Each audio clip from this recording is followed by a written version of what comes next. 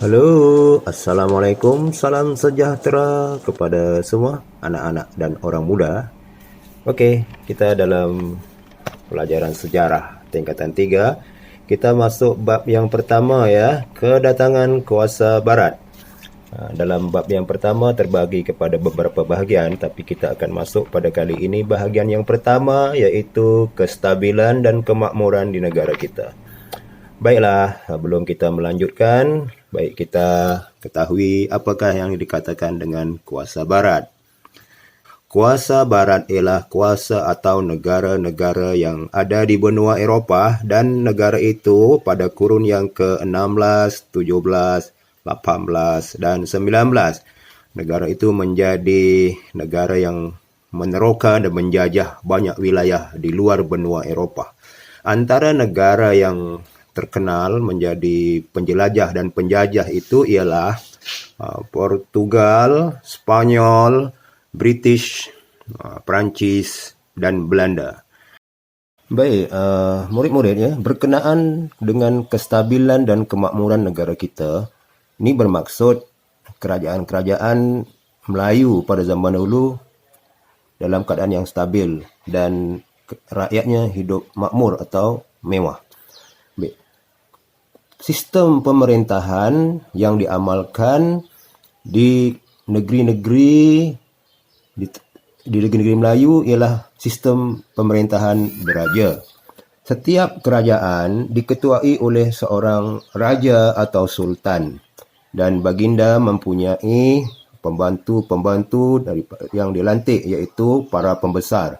Pembesar ini ada yang bertugas di peringkat istana atau pembesar pusat. Lepas tu ada pembesar yang di luar kawasan istana, di jajahan-jajahan.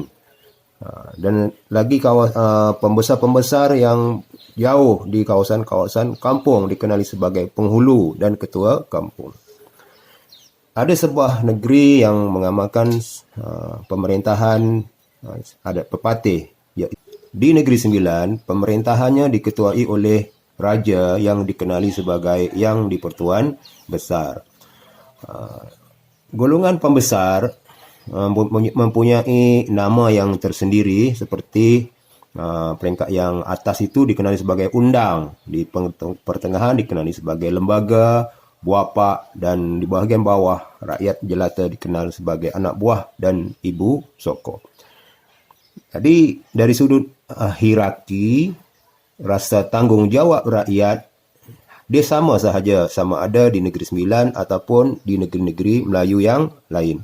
Iaitu berlaku hubungan timbal balas antara pemerintahan, iaitu sultan ataupun yang di-Pertuan Besar, terhadap rakyat. Dan rakyat memberikan ketaatan kepada raja. Dengan itu pemerintahan dalam negeri itu dalam keadaan yang stabil. Ditambah pula pada setiap negeri itu mempunyai peraturan ataupun undang-undangnya. Sama ada undang-undang itu undang-undang bertulis atau undang-undang yang tidak bertulis. Antara contoh undang-undang bertulis ialah Hukum Kanun Melaka, Hukum Kanun Pahang dan Undang-Undang 99 Perak. Bagi peraturan atau undang-undang yang tidak bertulis, untuk negeri-negeri Melayu seperti Perak, Selangor, Johor, Kedah, Kelantan dan sebagainya, itu menggunakan adat ketemenggungan atau adat temenggung. Bagi Negeri Sembilan, undang-undang tidak bertulisnya ialah adat perpatih. Raja-raja yang memerintah negeri-negeri Melayu ini mempunyai hubungan luar yang baik selain dengan pemerintah atau kerajaan-kerajaan Melayu yang ada di Sumatera atau di Kepulauan Melayu yang lain. Dan pemerintah-pemerintah Melayu di negeri kita dahulu juga mempunyai hubungan baik dengan kuasa-kuasa barat yang datang untuk berdagang seperti British dan Belanda. Kestabilan yang ada di Sarawak dan Sabah juga tidak dapat dinafikan, sebab sistem pemerintahan di kedua-dua negeri itu juga telah mantap. Di Sarawak menggunakan sistem kesukuan, iaitu pemerintahan daripada suku-suku tertentu, dan juga sistem kesultanan yang dilaksanakan berdasarkan sistem Kesultanan Brunei. Bagi Sabah, terdapat 3 sistem pemerintahan, kesukuan, kesultanan dan ketua bebas. Secara umum bahawa sistem ini menyebabkan keadaan pemerintahan dan sistem sosial di semua negeri di negara kita dahulu keadaan yang stabil. Baik dari sudut ekonomi atau sumber kemakmuran, antara hasil utama yang ada di negeri kita pada zaman dahulu ialah hasil bumi seperti biji timah, emas dan perak. Kegiatan melombong galian seperti timah dan emas dilakukan oleh masyarakat tempatan dengan kaedah seperti mendulang dan melampan, terutama di kawasan-kawasan yang banyak air.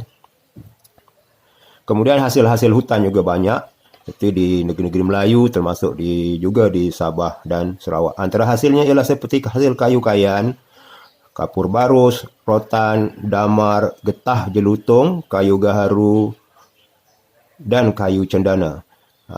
Hasil-hasil ini telah pun dijual kepada pedagang-pedagang luar yang datang dari China, Jepun, Siam, dan India.